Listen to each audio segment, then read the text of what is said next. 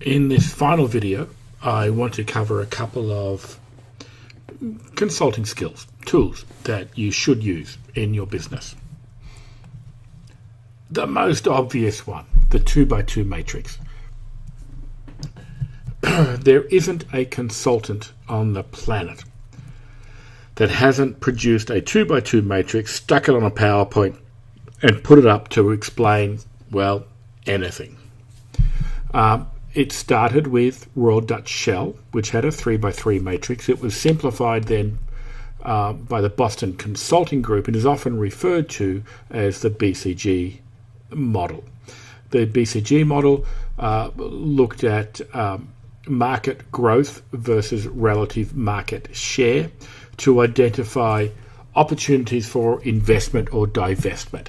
So a product that you had in the market that was achieving high market growth and had high market share was a star.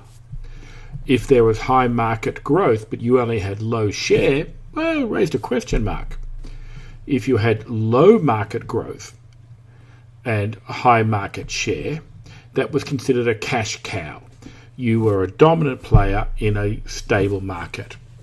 If you had both a product existing in a low growth market and you had very low market share, that would be a divestment opportunity. That was a dog. And in the worst case, they would call it a dog with fleas. The Royal Dutch Shell model, a bit more complicated, same principles applied. You can build a 2x2 matrix to explain almost anything. I showed you earlier the Igor Ansoff product market matrix, which is a 2x2 matrix, again, used very extensively in consulting and academia to explain, well, almost anything.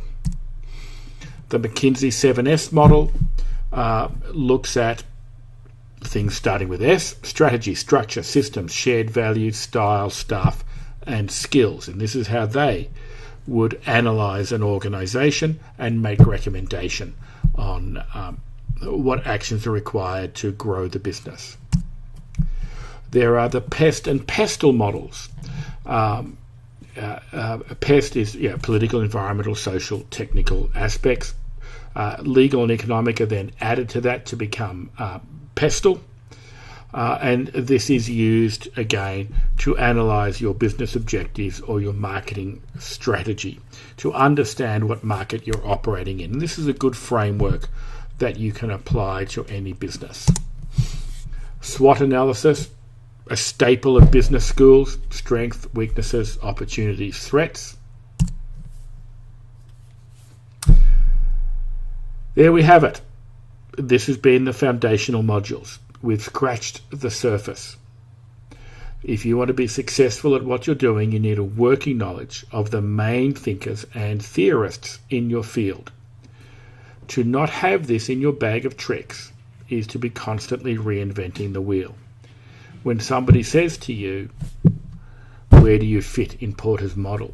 You need to know what that means. You need that shorthand.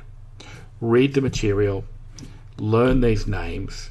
These are fundamental to being in business. Good luck with the rest of the program.